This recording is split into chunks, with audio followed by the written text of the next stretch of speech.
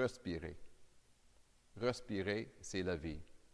C'est Vendredi Saint et nous voulons nous souvenir du dernier souffle de Jésus-Christ. On va revenir dimanche de Pâques pour célébrer le souffle vivant de Jésus. Nous vivons un événement plutôt unique de notre temps, une pandémie. Une pandémie où il y a un virus, COVID-19, qui attaque le système respiratoire, notre souffle. C'est un rappel pour nous tous que notre souffle est limité. Nous respirons pour un temps. Ensuite, notre dernier souffle, et c'est la mort. Jésus, son souffle, c'est le souffle vivant pour la vie et la vie éternelle.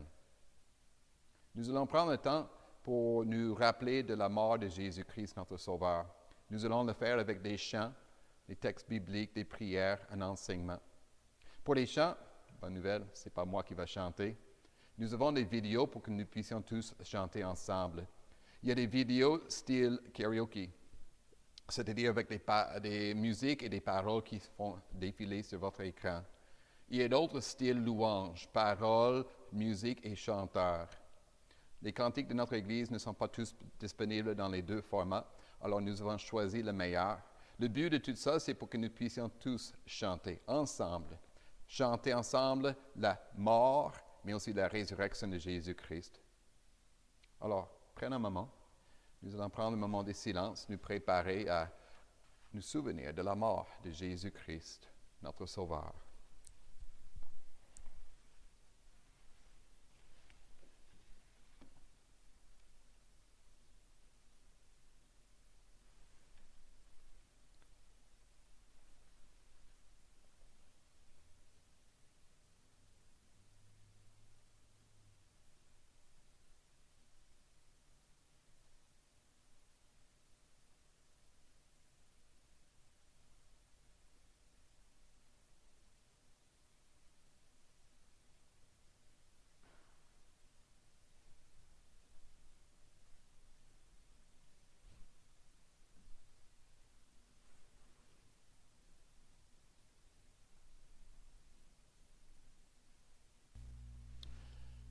Que la grâce et la paix vous soient données de la part de Dieu notre Père et du Seigneur Jésus-Christ, qui s'est livré lui-même pour nos péchés, afin de nous arracher au présent monde nouveau, selon la volonté de notre Dieu et Père, à qui soit la gloire au siècle des siècles. Amen. Écoutons quelques versets du psaume 90 qui nous rappellent qui est Dieu et qui sommes-nous devant Dieu. Seigneur, tu as été pour nous un refuge de génération en génération. Avant que les montagnes soient nées, avant que tu aies créé la terre et le monde, d'éternité à éternité, tu es Dieu. Tu fais retourner les hommes à la poussière et tu leur dis, fils d'Adam, retournez à la terre. Mon Seigneur, enseigne-nous à bien compter nos jours, afin que notre cœur parvienne à la sagesse. Prions notre Dieu. Grand Dieu, nous te bénissons, toi le Dieu vivant. Le Dieu vivant et éternel. Tu es Alpha et Oméga. Tu n'as ni début ni fin. Tu es le Dieu éternel, vivant pour toujours. Et nous ne sommes qu'un souffle, poussière, mortelle. Nous sommes tellement fragiles, Seigneur, qu'un petit virus peut arrêter notre vie, peut arrêter le monde tout entier. Donne-nous de compter nos jours, notre Dieu, nous te prions.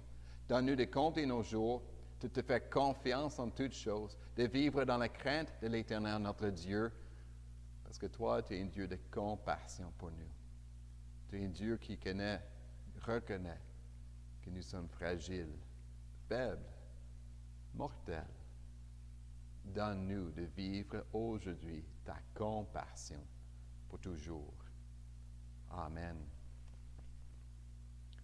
Nous voulons glorifier notre Dieu et alors nous le faisons avec le chant Dieu Tout-Puissant, un chant qui parle de Dieu, le Créateur de toutes choses, mais aussi c'est lui qui prépare pour nous la mort et la vie en Jésus-Christ.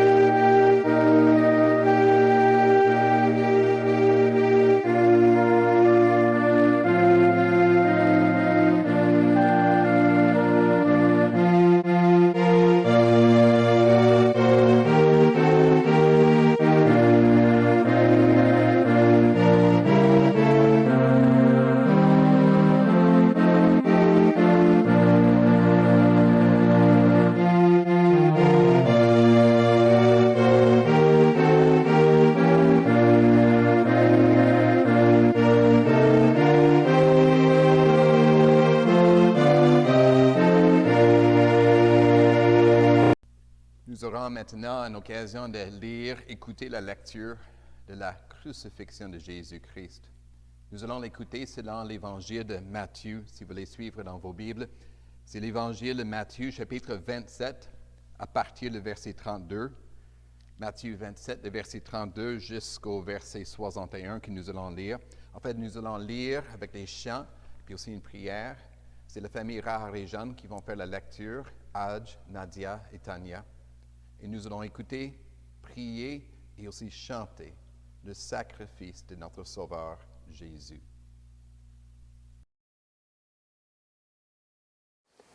Lorsqu'ils sortirent, ils rencontrèrent un homme de Cyrène appelé Simon et le forcèrent à porter la croix de Jésus. Arrivé à un endroit appelé Golgotha, ce qui signifie lieu du crâne, ils lui donnèrent à boire du vinaigre mêlé de fiel. Mais quand il l'eut goûté, il ne voulut pas boire. Ils le crucifièrent, puis se partagèrent ses vêtements en tirant au sort, afin que s'accomplisse ce que le prophète avait annoncé. Ils se sont partagés mes vêtements, et ils ont tiré au sort mon habit. Puis ils s'assirent et le gardèrent. Pour indiquer le motif de sa condamnation, on écrivit au-dessus de sa tête: Celui-ci est Jésus, le roi des Juifs. Avec lui furent crucifiés 2 brigands, l'un à sa droite et l'autre à sa gauche. Les passants l'insultaient et secouaient la tête en disant: Toi qui détruis le temple et qui le reconstruis en 3 jours, sauve-toi toi-même. Si tu es le Fils de Dieu, descends de la croix. Les chefs des prêtres, avec les spécialistes de la loi et les anciens, se moquaient aussi de lui et disaient: Il en a sauvé d'autres, il ne peut pas se sauver lui-même.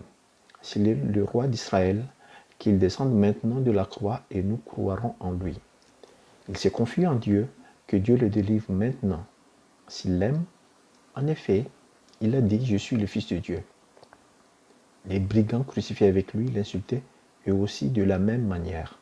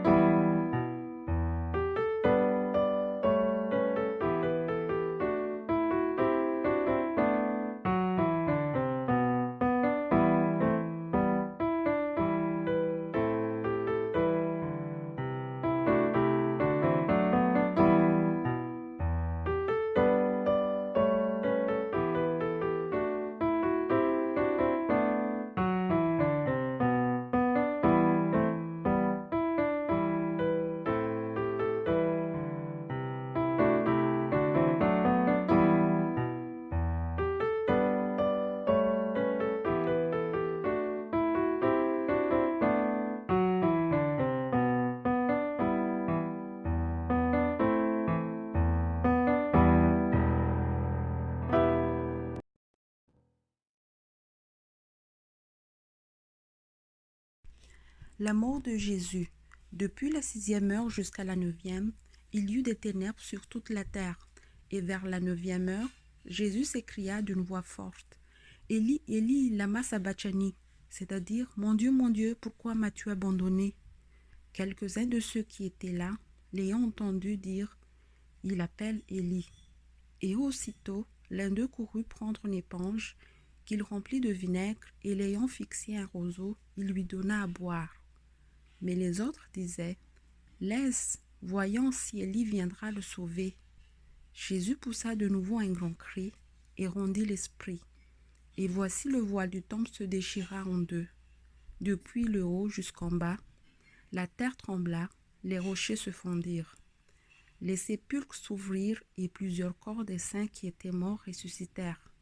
Étant sortis des sépulcres, après la résurrection de Jésus, ils entrèrent dans la ville sainte et apparurent à un grand nombre de personnes. Le centenier et ceux qui étaient avec lui pour garder Jésus, ayant vu le tremblement de terre et ceux qui venaient d'arriver, furent saisis d'une grande frayeur et dirent « Assurément cet homme était fils de Dieu ». Prions notre Dieu pour qu'il renouvelle en nous sa grâce. Prions. Notre Dieu et Père, le jour de la crucifixion de ton Fils, les foules qui étaient autour de la croix, eux, ils ne reconnaissaient pas que Jésus était le Fils de Dieu, qu'il était le Sauveur. Ils se moquaient d'eux.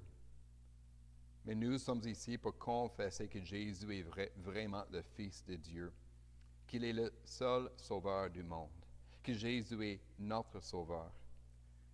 Et pardonne-nous quand nous sommes lents à confesser le nom de Jésus, ou quand nous confessons le nom de Jésus sans conviction, quand nous avons une conviction qui n'est pas remplie de la paix et de la joie.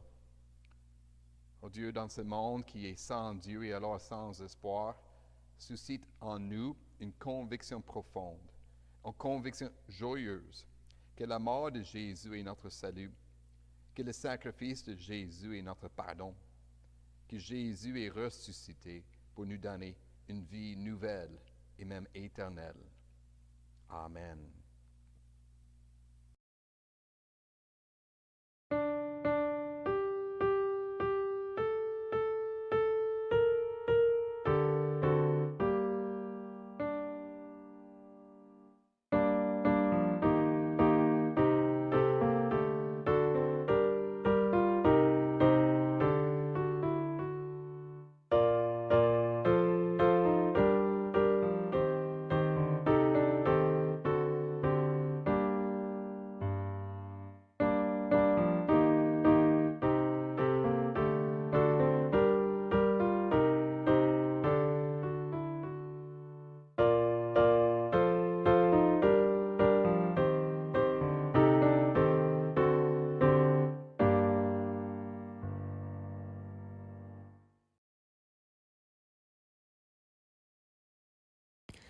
Il y avait là bien des femmes qui regardaient de loin. Elles avaient accompagné Jésus depuis la Galilée pour le servir. Parmi elles figuraient Marie de Magdala, Marie la mère de Jacques et de Joseph et la mère des fils de Zébédée. Le soir venu arriva un homme riche d'Arimathée, du nom de Joseph, qui lui aussi était un disciple de Jésus. Il alla trouver Pilate et demanda le corps de Jésus. Alors Pilate ordonna de lui remettre. Joseph prit le corps, l'enveloppa dans un drap de lin pur et le déposa dans un tombeau neuf qu'il s'était fait creuser dans la roche. Puis il roula une grande pierre à l'entrée du tombeau et s'en alla. Marie de Magdala et l'autre Marie étaient là, assises vis-à-vis du tombeau.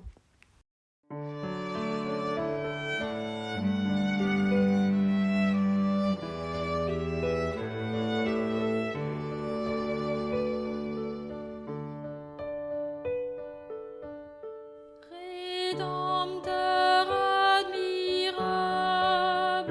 sur la croix attaché, traité comme un coupable, brisé pour mon péché. Ton angoisse suprême, ta douleur, ton tourment,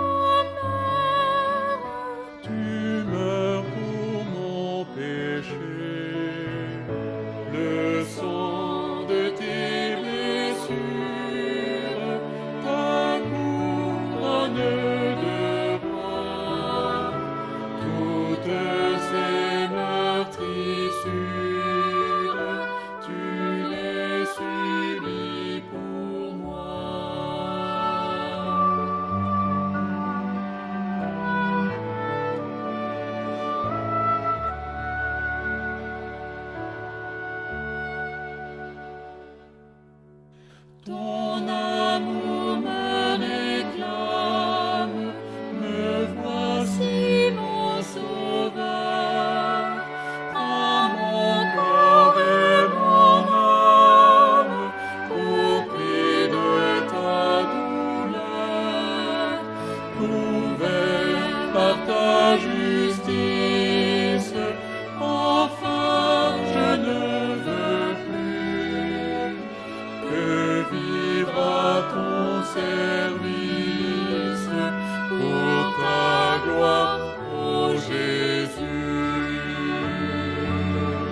Dans notre lecture de l'Évangile de Matthieu, la lecture de la crucifixion, j'aimerais attirer votre attention sur les cris de Jésus, les cris forts de Jésus.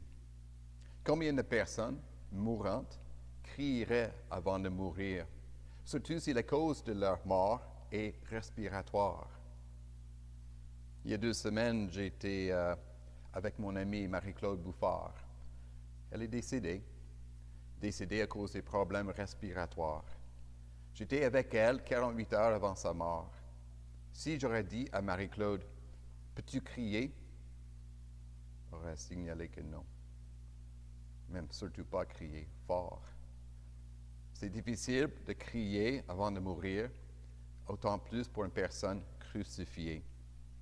J'ai relu cette semaine un article qui parle de la crucifixion et l'explore concernant les aspects physiques, médicaux. Il y a plusieurs causes de la mort, mais en particulier, il y a 2 causes. C'est l'hypovolémie et l'asphyxie. L'hypovolémie, c'est-à-dire un manque de circulation de sang. Jésus a perdu trop de sang à cause de ses blessures. Mais ensuite, il y a l'asphyxie, c'est-à-dire un manque de respiration. Jésus manquait d'oxygène pour vivre. Dans l'article, il explique que la façon d'être pendu sur la croix rendrait très difficile la respiration normale, surtout pour expirer l'air, exhaler.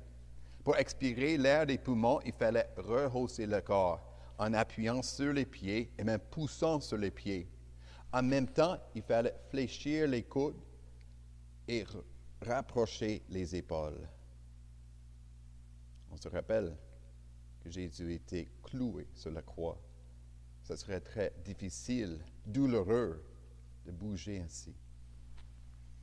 On se rappelle aussi qu'il brisait parfois les jambes. Pourquoi? Pour empêcher la personne crucifiée de respirer. La mort s'entraînait quelques minutes après. Alors Jésus, notre Sauveur, pendu à la croix, avant de mourir, il criait d'un cri fort, ce qui serait assez extraordinaire, selon les commentateurs. Pas impossible, mais extraordinaire. Et ça soulève pour nous la question, mais pourquoi? Pourquoi Jésus a-t-il crié ainsi?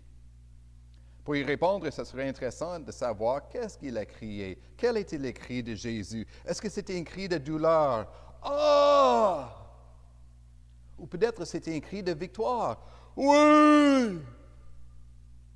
Ou peut-être il a crié en disant quelque chose. Qu'est-ce que Jésus aurait-il dit? Dans l'Évangile de Matthieu et Marc, dans leur récit, ils ne racontent pas ce que Jésus a dit. Ce n'est qu'un cri fort. Peut-être ils n'avaient aucun souvenir de ce que Jésus a dit. Peut-être ils ont simplement décidé de ne pas raconter ce détail. Dans le récit de la crucifixion de ces 2 évangiles, l'emphase est sur la douleur de Jésus-Christ. Et alors, ça laisse un cri de douleur, d'angoisse, d'agonie. Si on regarde l'évangile de Luc, Luc raconte beaucoup plus de détails. Luc était un chercheur, il était curieux, il faisait des recherches pour avoir les paroles de Jésus-Christ. C'est lui qui raconte le plus des paroles de Jésus-Christ sur la croix. Et c'est dans l'évangile de Luc que nous apprenons ce que Jésus a dit, son dernier mot avant de mourir. Et ce que Jésus dit s'accorde avec aussi l'objectif, le terme de l'évangile de Luc. Luc cherche à démontrer que Jésus était innocent pour prouver la justice de Jésus-Christ, un homme juste. Alors, prenons nos Bibles et écoutons et lisons ce qu'a dit Jésus, son dernier cri. C'est Luc chapitre 23. Je vais lire le verset 44 à 47. Écoutons. C'était déjà presque midi. Il y a eu des ténèbres sur tout le pays jusqu'à 3 heures de l'après-midi. Le soleil s'obscurcit et le voile du temple se déchira par le milieu. Jésus s'écriait d'une voix forte, « Père, je remets mon esprit entre tes mains. » Après avoir dit ces paroles, il expira. Voyant ce qui était arrivé, l'officier romain rendit gloire à Dieu en disant, « Certainement, cet homme était juste. » Prions notre Dieu pour qu'il bénisse cet enseignement. Notre Dieu et Père, merci pour ta parole, la parole que ton esprit nous donne. Rends-nous attentifs, Seigneur. Rends-nous attentifs aussi à ce dernier cri de Jésus. Aide-nous à comprendre pourquoi Jésus a crié, comment ce cri est aussi pour notre salut. Amen.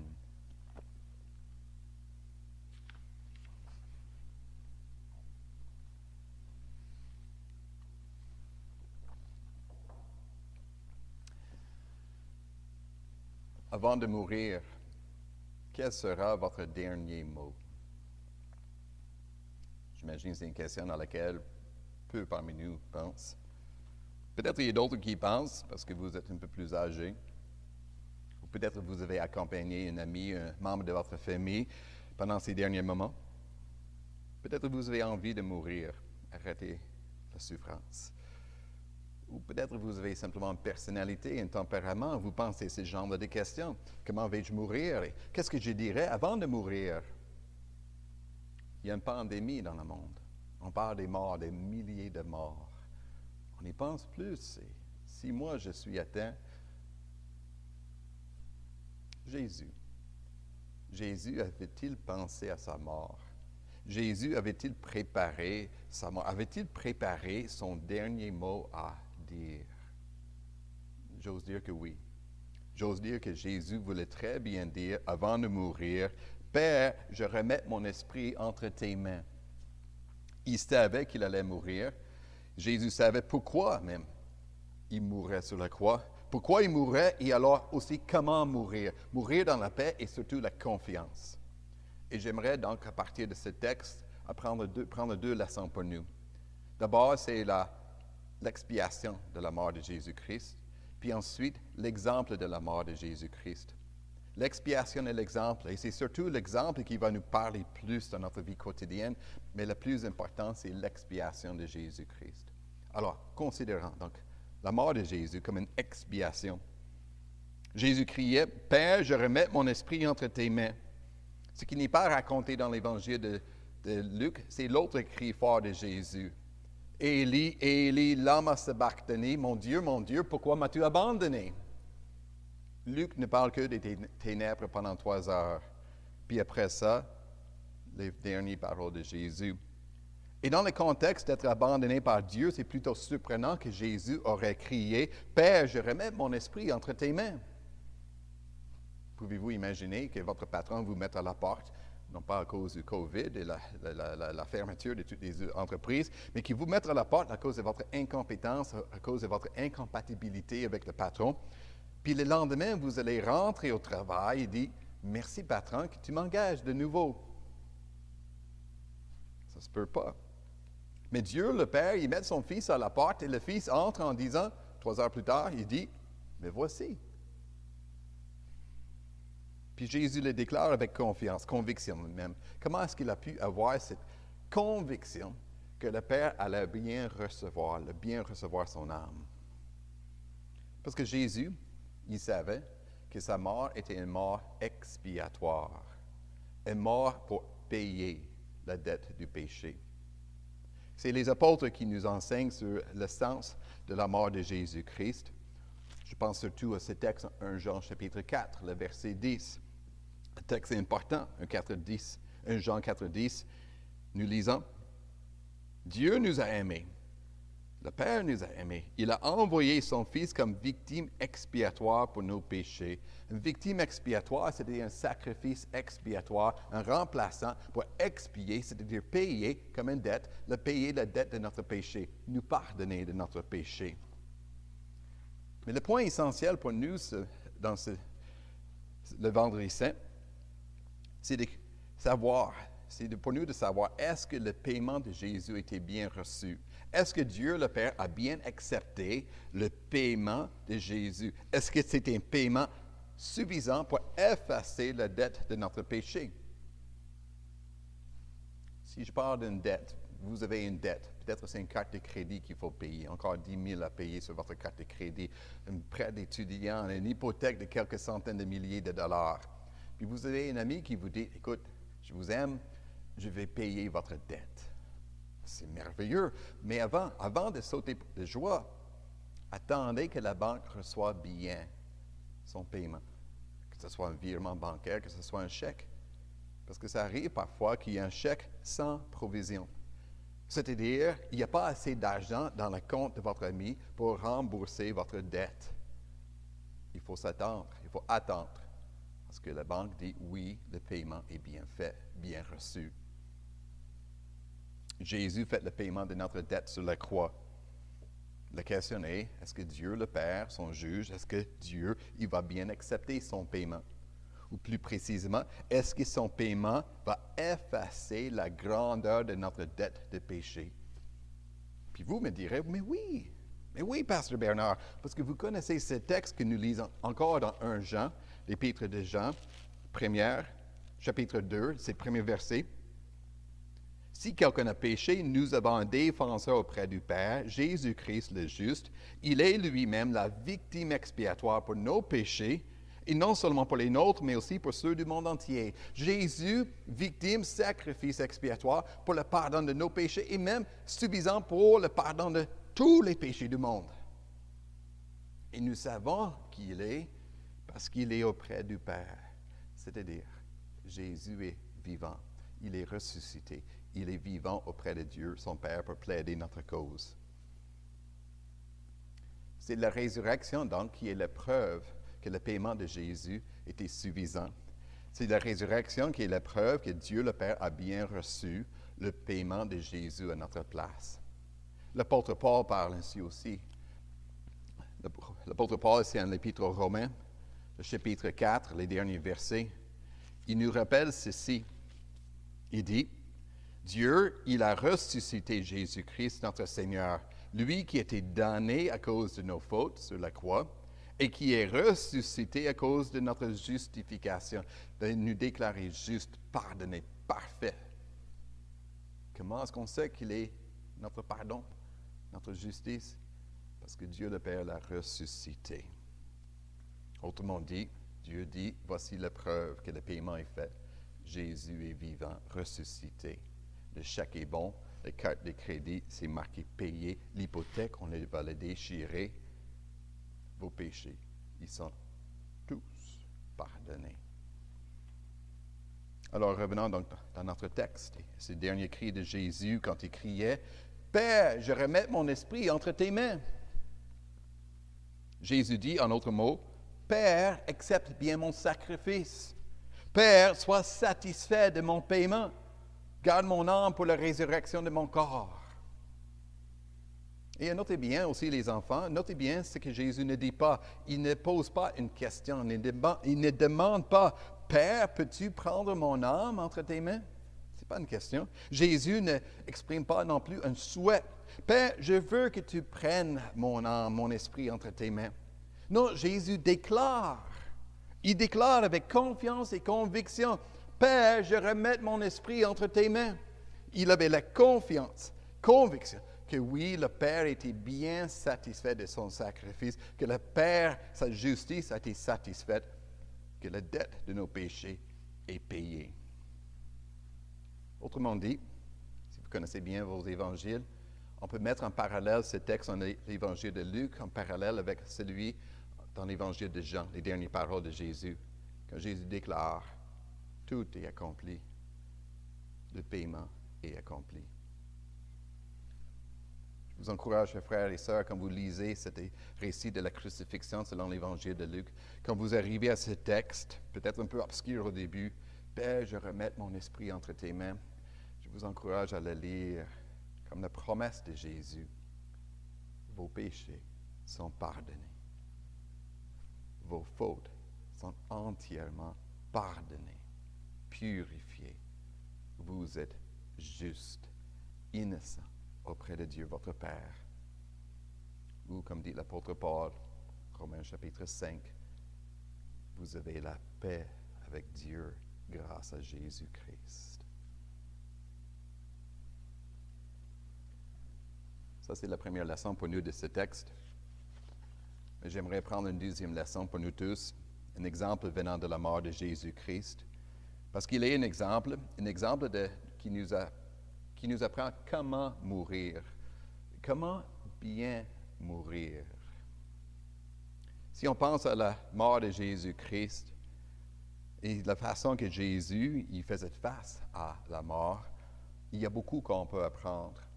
Même si on prend simplement les paroles de Jésus-Christ, quand il a dit aux femmes de Jérusalem de ne pas pleurer sur lui et sa douleur, mais de pleurer sur la rébellion, l'incrédulité du monde.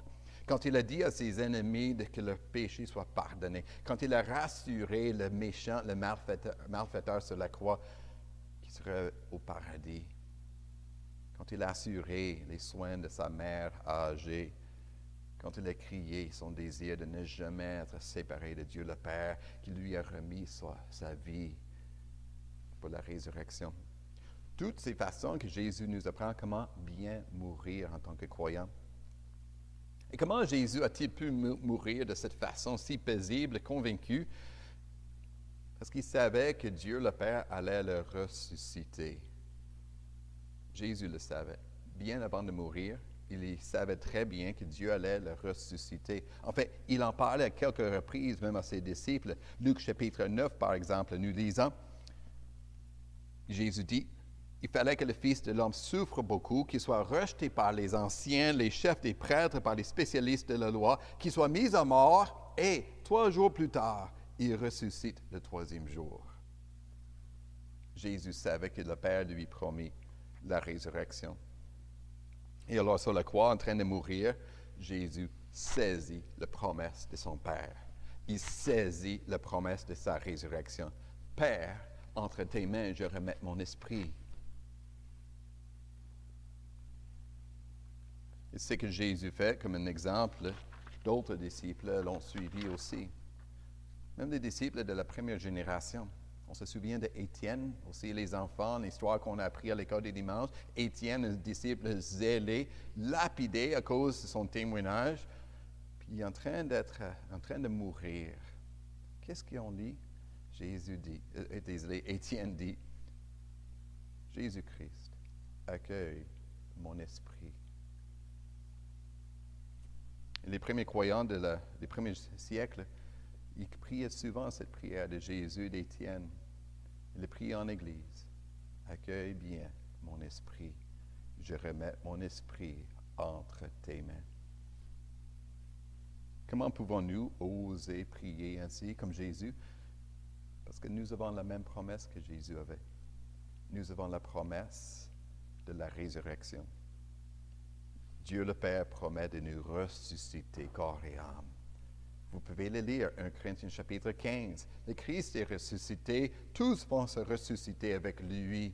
Et alors la victoire sur la mort, c'est Jésus ressuscité. 1 Corinthiens chapitre 15. Il y a aussi cet autre texte en 1 Thessaloniciens. 1 Thessaloniciens, le chapitre 4, texte que nous lisons.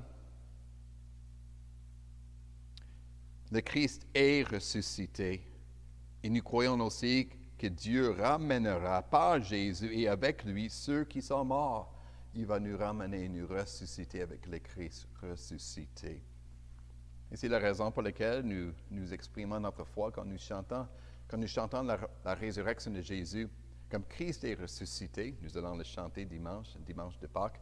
Christ est ressuscité, comme lui, du tombeau, brisant la foi de Pierre. Un jour, nous atteindrons le seuil d'éternité et nous irons jouir dans la maison du Père d'un bonheur éternel. Christ est ressuscité. C'est donc avec cette foi, par la confiance, par la conviction de la fidélité de Dieu, par la conviction que Christ est déjà ressuscité, que nous aussi, nous pouvons prier avant de mourir. Père, entre tes mains, je remets mon esprit. J'ose dire qu'on a besoin d'y penser un peu plus de notre vivant, de nous préparer. On a tendance de ne pas trop penser à notre mort. J'ai lu quelques articles cette semaine, comment bien mourir.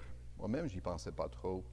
Puis il y avait une remarque d'un des auteurs, il dit, « Nous savons tous que nous allons mourir, mais pour une raison ou une autre, personne ne le croit. » Et ça me fait penser à une remarque d'un membre de l'Église Trinity Church, tous les membres en 80 ans et plus.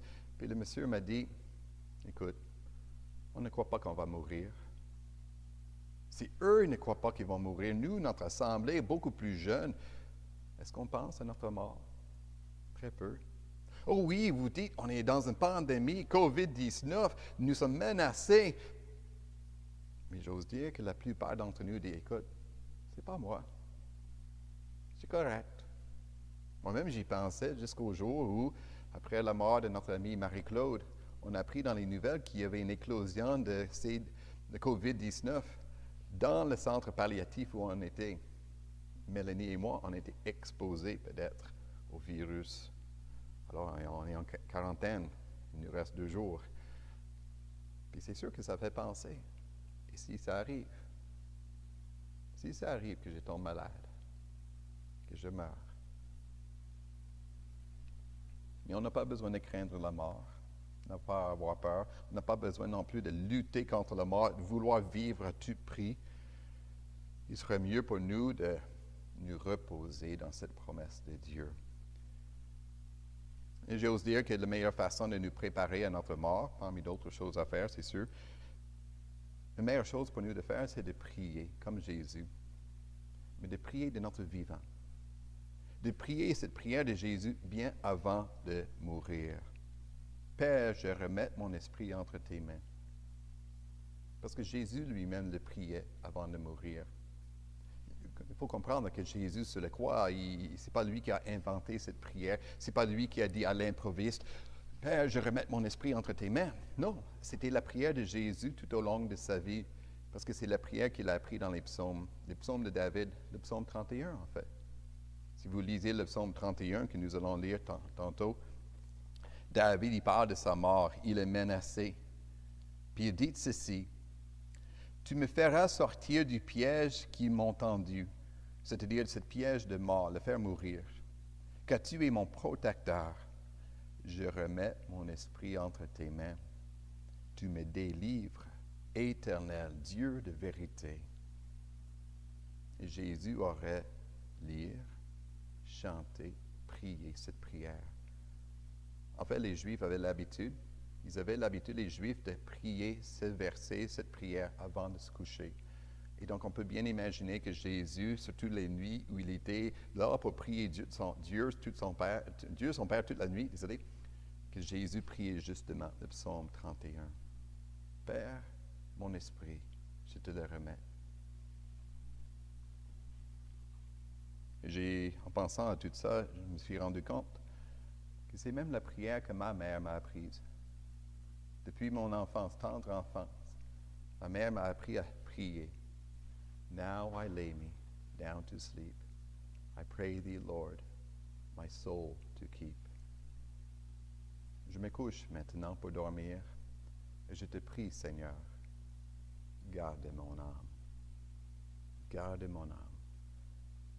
C'est la prière que nous apprenons à nos enfants, pour que tout au long de leur vie, ils savent, on a besoin de le rappeler, mais ils savent que dans la vie et dans la mort, nous appartenons à Jésus-Christ.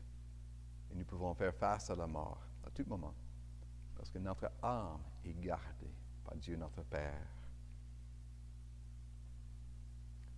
Apprendre à bien mourir, c'est Jésus qui nous l'apprend. Il nous apprend, Jésus, comment penser, comment parler, comment prier avant de mourir, bien avant de mourir.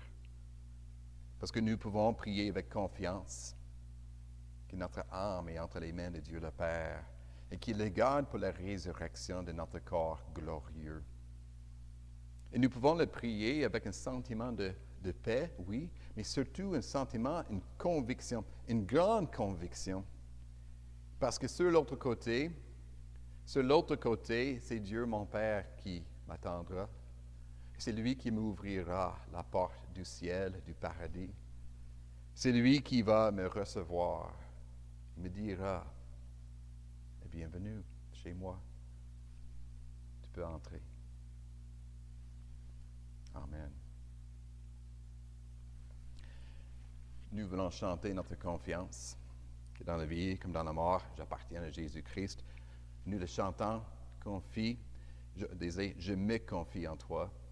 Cantique, je me confie en toi, je sais que tu es mon Dieu, tu es mon puissant Sauveur. Alors chantons notre confiance, notre espérance.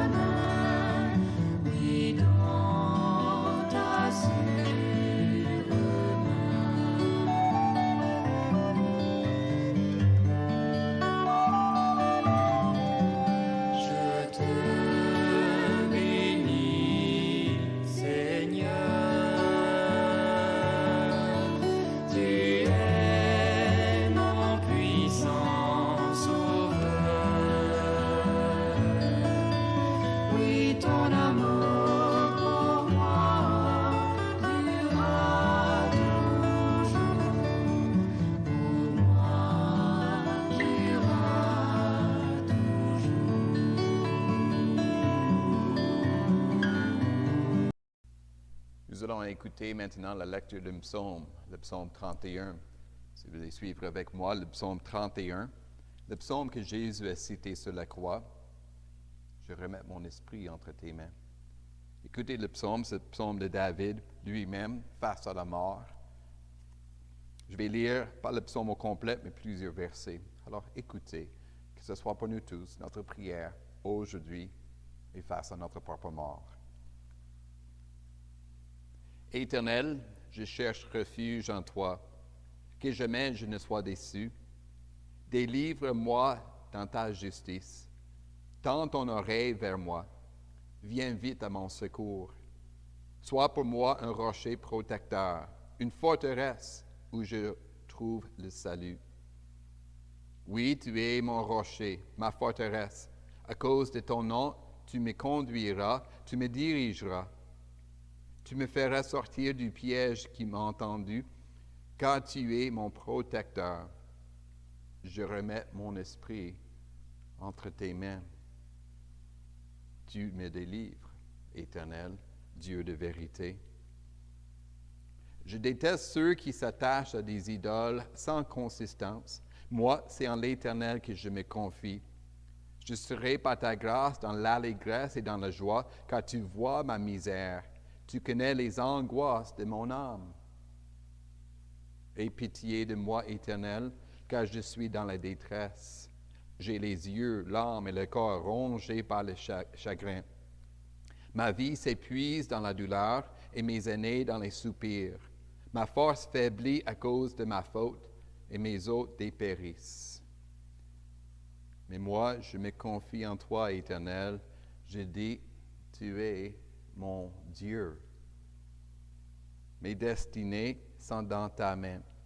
Délivre-moi de mes ennemis, de mes persécuteurs. Fais briller ton visage sur ton serviteur. Sauve-moi par ta grâce. Éternel, que je ne sois pas déçu quand je fais appel à toi. Béni soit l'Éternel, car il a démontré sa grâce envers moi. Aimez l'Éternel, vous tous ses fidèles. L'Éternel garde les croyants, mais il punit sévèrement les orgueilleux. Fortifiez-vous et que votre cœur s'affermisse, vous tous qui espérez en l'Éternel. Prions notre Dieu.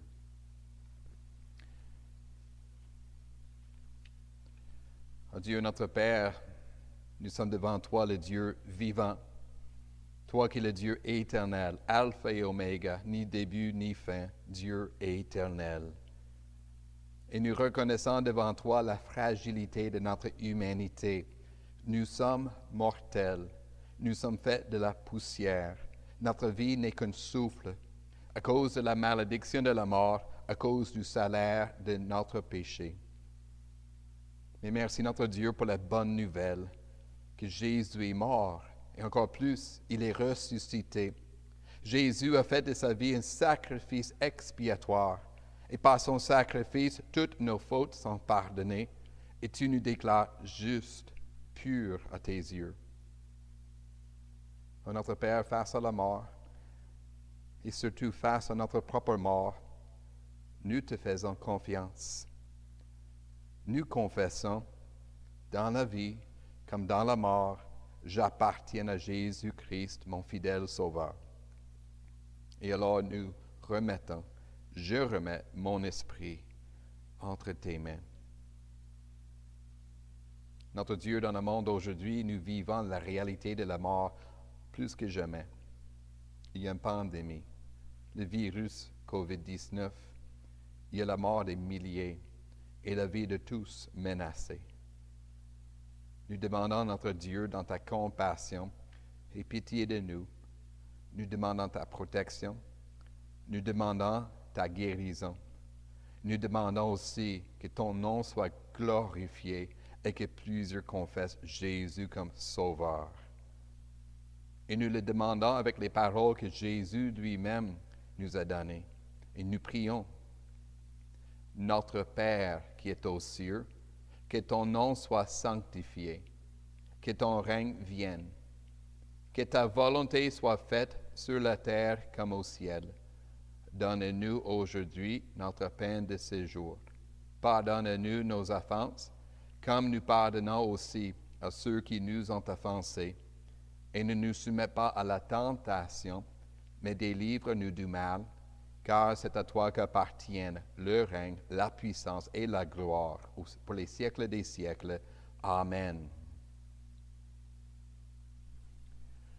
Nous poursuivons notre prière avec un cantique, le chant « J'ai tout remis entre tes mains ». J'ai tout remis entre tes mains, la vie, la mort, la santé, la maladie. Tout est entre les mains de Dieu, Dieu de grâce. Chantons.